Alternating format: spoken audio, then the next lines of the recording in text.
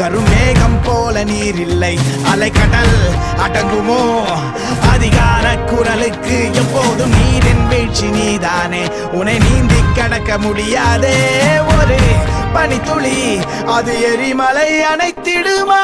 வேட்டுக்குடியின் கூப்பாடு இனி நாட்டுக்குள்ள கேட்காது.